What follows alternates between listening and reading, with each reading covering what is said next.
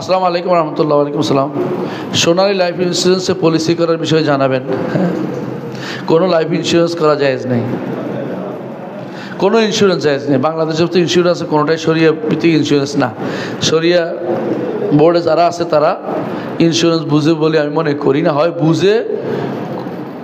বুঝে নয় লুকোচুরি করে, বুঝছেন?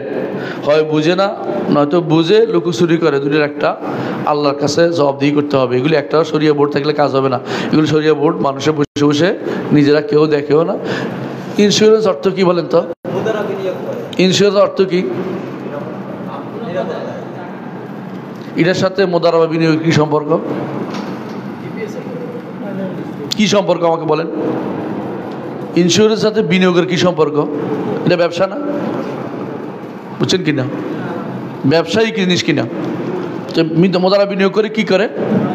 আপনার টাকা দেয়, লাভ লোকসান হলে কি করে? লোকসান হলে কম দিবে না? এক সময় লস হইতে পারে, পুরোটা লস হইতে পারে না?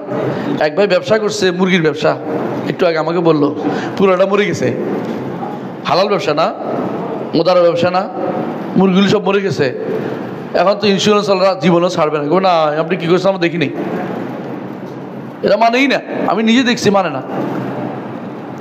এরা মনে করে শুধু লাভই হয়। এটা আসলে ইন্স্যুরেন্স, এটা ইন্স্যুরেন্স কোনো ব্যবসার নাম না। ইন্স্যুরেন্স হচ্ছে এটা যে আপনি খেয়াল করেন যে তো আপনার জিনিসটা নষ্ট হয়ে গেলে আমি ঠিক অনুরূপ দিব, আপনি মাঝে মাঝে আমাকে এত টাকা দিবেন। এগুলো ইন্স্যুরেন্স। মরলেই লাভ, মরলেও লাভ তো পাইতে, পায়ের চামড়া উঠে যায়, পাইতে খুব জানা। অনেকে মারে মেরে ফেলে, মার নামে ইন্স্যুরেন্স আছে এই জন্য। অনেকে আগুন লাগাই দেয় নিজের পাটের গুদামে। কেন? পাটের দাম কমে গেছে, এখন ইন্স্যুরেন্স পাবে। হারাম, এর পথ আলোচনা করছে। শরীয়তের নীতিমালা হচ্ছে ইন্স্যুরেন্সের কোনো এই যে ইন্স্যুরেন্স জায়েজ নেই। ইন্স্যুরেন্স একটা আছে শরীয়তে, সেটা কি জানেন? মুসলিমরা যদি বিপদে পড়ে সদাকা জারিয়া থেকে নিতে পারবে। কথা বুঝছেন? ইন্স্যুরেন্স নাই, ইসলামিক ইন্স্যুরেন্স নাই। করেন, বাধ্যতামূলক করছেন, তা বাধ্য। আমি তো বাধ্য না, করি না, আমি তো করি না। এখন বাধ্য করলাম, আলহামদুলিল্লাহ আমাদের এই দেশ এখন বাধ্যতামূলক করে নাই। আপনি করছেন, ভুল জানছেন। আমি করছি, আমার গাড়ি আছে, ইন্স্যুরেন্স করিনি। ইন্স্যুরেন্স বাধ্যতামূলক না। আপনি করেন কেন? এর আগে বাধ্যতামূলক ছিল। যখন বাধ্যতামূলক ছিল তখন এক ঘটনা ঘটছে। আমাদের ড্রাইভার সাহেব এখানে আছে, উনি বসে আছে, অ্যাক্সিডেন্ট হয়েছে যে ওনার ইন্স্যুরেন্সের লোক আইব। আমি বলছি ভাই চলে আসেন, আপনি ইন্স্যুরেন্স আইবে না। তিনি বসে থাকে, চলে আসে। আসলে কোনোদিনই আসে নাই। ওরা কী করে, যখন অ্যাক্সিডেন্ট হয় তখন আর আসে না। বলে আপনি কেমনে করছিল, কী হয়েছিল, ঘটনা কি, আপনার দোষে হয়েছে, এইটা হয়েছে, দুনিয়ার সব বাজে কথা দিবে। কোনো দিনের টাকা এত সোজা দিন বের করা? ভাই ইন্স্যুরেন্স, ইসলামিক ইন্স্যুরেন্স বলতে আসলেই কিছু নাই। পুরোটাই মানুষে এক একটা এটা বানায় বসে বসে। কেউ টাকা ফুল বানাইছে না, ইসলামিক সিস্টেমে কোনো ইন্স্যুরেন্স নাই। ইসলামের তাআউন আছে, তাআউন, বুঝছেন? সহযোগিতা করা। মুসলিমরা একজন মানুষ বিপদে পড়ছে, তারা সহযোগিতা করে, সদাকা জারিয়া দেয়, সদাকা দেয়। আর ইসলামে একটা আছে, হ্যাঁ কি বলে, কি ঋণ বলে এটাকে? কর্জে হাসান দেয়, করছে, বুঝছেন তো?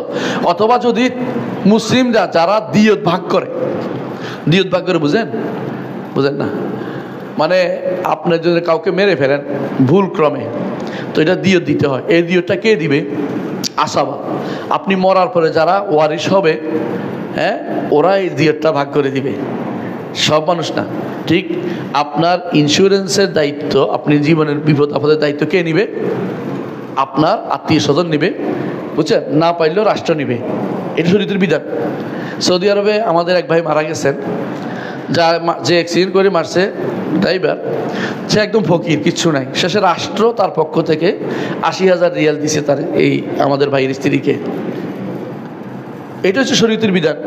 জাকাত ফান্ড আছে, সেখান থেকে দিবে সরকার জাকাত উসুল করবে, সেখান থেকে একটা ফান্ড করবে, যারা বিপদগ্রস্ত হবে, আহত হবে, সমস্যা হবে, তাদেরকে দিবে। আপনি যেটা করতেছেন এটা কোন ইসলাম? ইসলামের নামে এই সমস্ত ইন্স্যুরেন্স চলে না, ভুয়া। ইসলাম কোনো ইন্স্যুরেন্স নেই, কোনো ইন্স্যুরেন্স নেই। ব্যাংকিং যেটা চালাতেছে তারা অবৈধ ব্যাংকিং চালাচ্ছে। ব্যাংকিং নিয়ম এটা পড়ে না, ব্যাংকিং করবে কেন? ইন্স্যুরেন্স নামে ব্যাংকিং চালাচ্ছে কেন? ইন্স্যুরেন্স নামে ব্যাংকিং চালাচ্ছে কেন? আর ব্যাংকিংয়ের মধ্যে তারা কি করে? লাভই শুধু হয়, লস কিন্তু কেউ নেয় না। আপনি যতই বলেন দুই নম্বরের একদম সবশেষ হচ্ছে ইন্স্যুরেন্স এবং ব্যাংকিং সেক্টর এবং ইন্স্যুরেন্স দুইটাই হচ্ছে দুই নম্বরের বড় জায়গা, এখান থেকে দূরে থাকা উচিত।